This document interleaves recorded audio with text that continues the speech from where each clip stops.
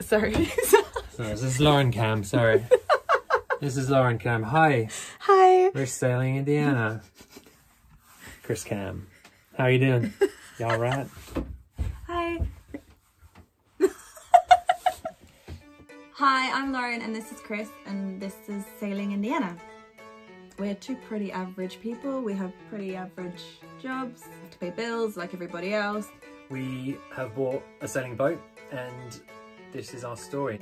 She is a 1989 Gib'sea 372. She's 11.5 meters and she's French.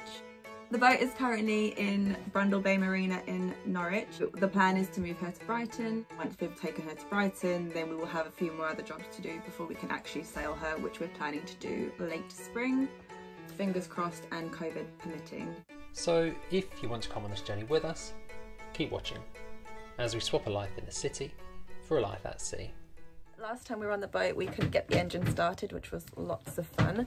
So we're going to try and give it a go now and show you how we did it. Or show you what we're doing. Yeah. Show you what we're doing. Here. Hello. Yeah, so to do it, obviously you have to open the engine, get into the engine, and we figured out it was just the diesel wasn't being pumped, or there wasn't any diesel pumped like into the engine. So there's a little lever on the side of the engine, and there's a little bleed valve on top of the fine particle filter on the engine, the fine particle fuel filter. So there's a little pump. You unscrew the top of the nut, and when you see diesel squirting out, Move your face really quickly, otherwise you'll be blind. Exactly. Somebody almost lost their eyes. Nearly lost my eyesight. Yeah. as soon as you see it starting to come out, then that's the air. The air's come out. The fuel's there. Close the little nut off, and then you've got fuel basically pumped into the system. Fingers crossed. Then you start, and we did. So happy days. So this is it. Follow me into the bedroom. Lord. So in the aft cabin, there is a little access hatch to the engine, which is a godsend because you can only get in one way at the front, but here there's two little bits to get in, so it's really good. So we lift this off and we can put that here, and then also there's a little entrance here. Ta-da! Hello. This is the main entrance to the engine, and this is obviously how you get into it.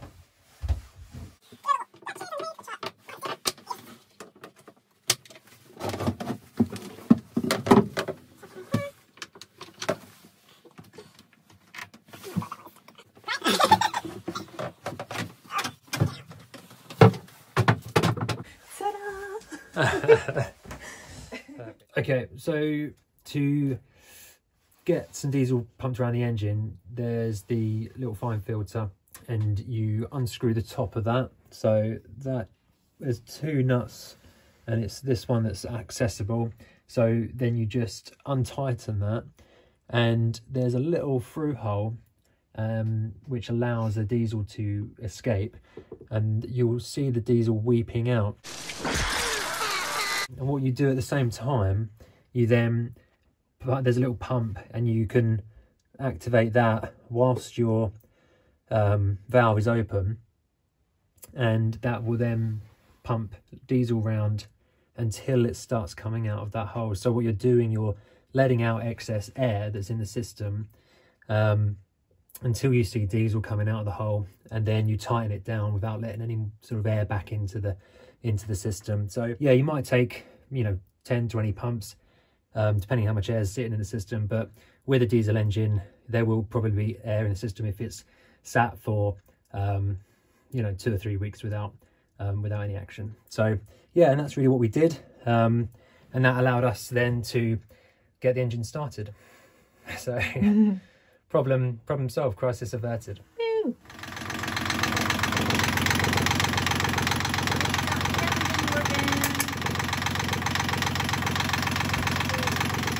Success.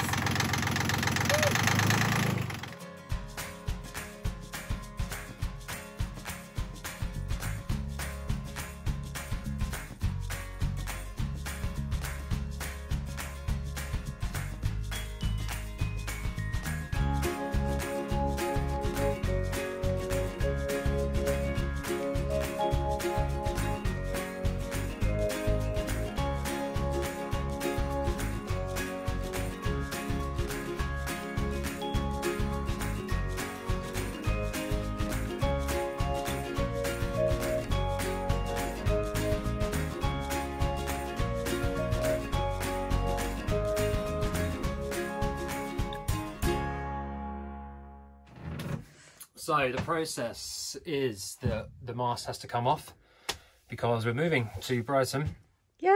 And to do that, there are a lot of cables that run through the deck, obviously from the mast, because you've got lights on the mast and you've got wind instruments at the very top and VHF cable antenna as well.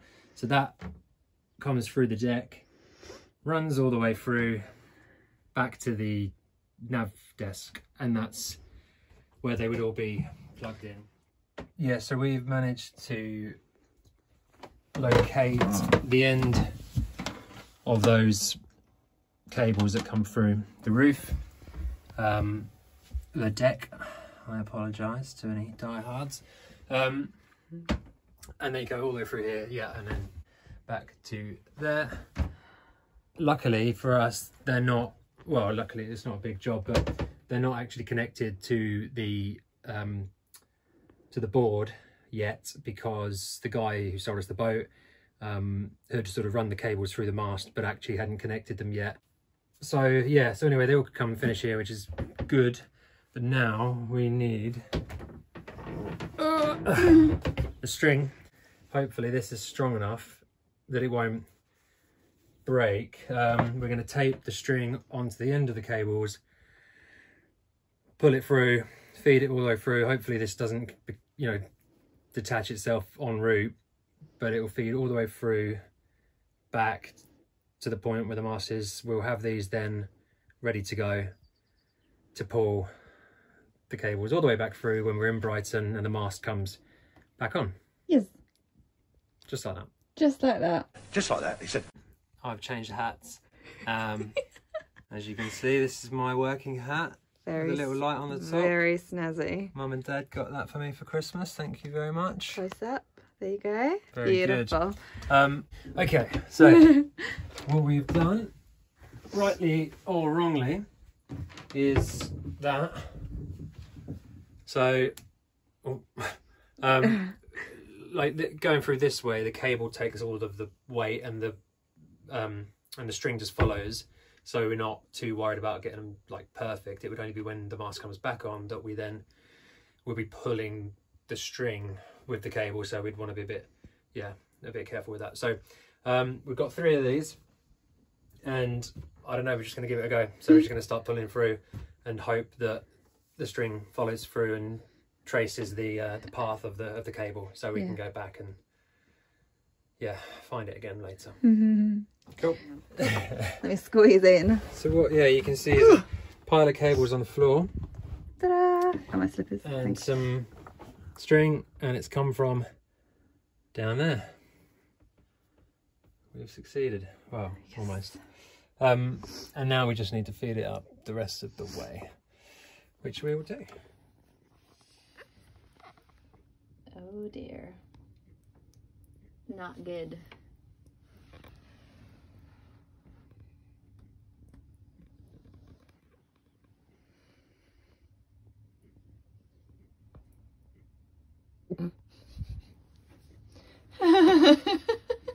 It's a good face. Not good. No. We've had a leak over here for a while, so we pulled all of this out, and now the actual lining seems to be saturated. So this is what we're doing. But it only leaks when it rains, so I don't feel that it's just condensation. Yeah. But now we're going to try and find where the leak is. Yeah, basically. Yeah.